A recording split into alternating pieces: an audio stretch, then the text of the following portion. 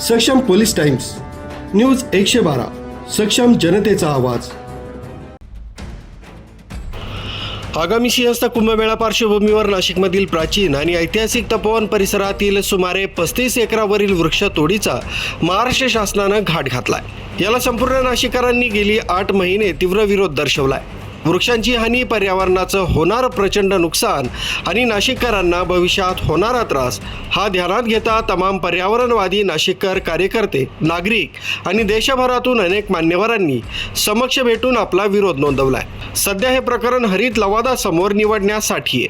शुक्रवार दिनांक 19 जूनला पुण्यात सुनावणी होती। या निमित्तानं पुन्हा आंदोलक कार्यकर्ते तपोवनात एकवटले होते। यावेळी त्यांनी क्रांतिगीतं सादर केली। विश्व को बताना है, जंगखोर हम नहीं, जंगखोर हम नहीं, जंगखोर हम नहीं, जंगखोर हम नहीं, अतीत भी गवाह है, अतीत भी गवाह है, ये बुद्ध की धरा, ये बुद्ध की धरा, ये गांधी की धरा, ये गांधी की धरा, नीति धर्म कर्मयोग, नीति धर्म कर्मयोग। तसंच पुणे येथील कोर्टाची कारवाई लॅपटॉपवर कार्यकर्ते बघत होते आणि तिथं उपस्थित कार्यकर्त्यांशी संवाद साधत होते। यावेळी या आंदोलनात आघाडीवर असलेले युवा नेते तल्हा शेख यांनी अधिक माहिती दिली। नाशिकच्या तपोवनसहित इतर सगळं वृक्षतोडीवरती NGTमध्ये पुण्यात आज सुनावणी होती आणि 19 जूनपर्यंत आजपर्यंत जो स्टे होता तो आता NGTने परत वाढवलेला आहे आणि 14 ऑगस्टला पुढची सुनावणी होणार आहे। आम्ही सगळे पर्यावरणप्रेमी आणि तपोवन वाचवा चळवळीतील सगळे लोक जे आहेत ते इथे तपोवनात जमून आम्ही पूर्ण हिअरिंग ऐकून घेतली। आम्ही दक्ष आहोत, आम्ही सावध आहोत, आमचं हे आज सगळ्या हालचालींवरती लक्ष आहे आणि आमचं एवढंच म्हणणं आहे की कोर्टाचा निकाल काही असो, नगरपालिकेचा निकाल काही असो, तरी आम्ही एकही वृक्ष तोडू देणार नाही आणि ही जी सगळी जी जागा आहे ती तपोवनाची, जी कुंभमेळ्याच्या नावाखाली आणि धर्माच्या नावाखाली हे मुठभर अतिश्रीमंत भांडवलदार बिल्डरच्या घशात जे उतरवण्याचा जो घाट आहे त्याच्यापासून आम्ही यांना रोखून ठेवलं आहे आतापर्यंत आणि ते इथे होऊ देणार नाही। नाशिकचं जो पर्यावरण आहे, नाशिकचे जे झाडं आहेत, नाशिकची जी ओळख आहे ती आम्ही मुठभर श्रीमंतांच्या खिशे भरण्यासाठी वापरू देणार नाही। धन्यवाद। तसंच नाशिकमधील ज्येष्ठ पर्यावरणवादी कार्यकर्ते संदीप भानोसे यांनी देखील आवाहन करत हा लढा पुढे नेण्याचा आग्रह जाहीर केलाय।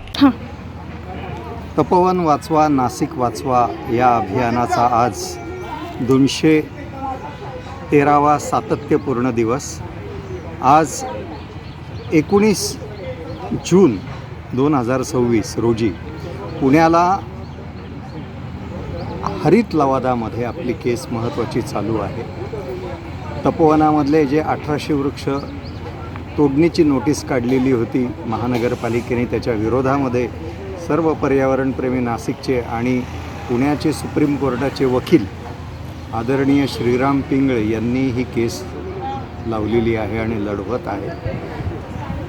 त्याला आज 14 ऑगस्टपर्यंत स्टे मिळालेला आहे आणि कोर्टाने स्पष्ट उल्लेख केलेला आहे की महानगरपालिकेने ह्या काळामध्ये कुठल्याही झाडाची कत्तल करू नये आणि जर कुठलाही काही म्हणजे महानगरपालिकेच्या वकिलांनी एक प्रश्न मांडलेला होता की बरेच असे वृक्ष आहे की त्याच्यामधून इलेक्ट्रिकचे वायर जातात वगैरे, तर त्यालासुद्धा महानगरपालिकेला कोर्टाने स्पष्ट उल्लेख केला की जर असा अगदी खूप गंभीर प्रश्न असेल तर तुम्ही लेखी आम्हाला देण्यात यावं, आमची परवानगी घ्यावी, पण स्वतः डोकं लावून कुठल्याही झाडाची किंवा कुठल्याही गोष्टीकरता झाडाला स्पर्शसुद्धा करू नये इतका ठामपणे आज महानगरपालिकेला उत्तर कोर्टाने दिलेलं आहे।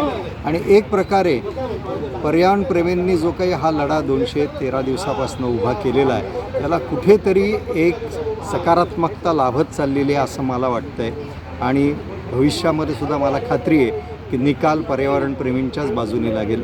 जय हिंद, जय भारत। ठीक। आहे ना थोडक्यात. सक्षम पोलीस टाइम्स न्यूज 112 साठी तपोवनातून प्रतिनिधी कल्याणी अनिता मनोहर.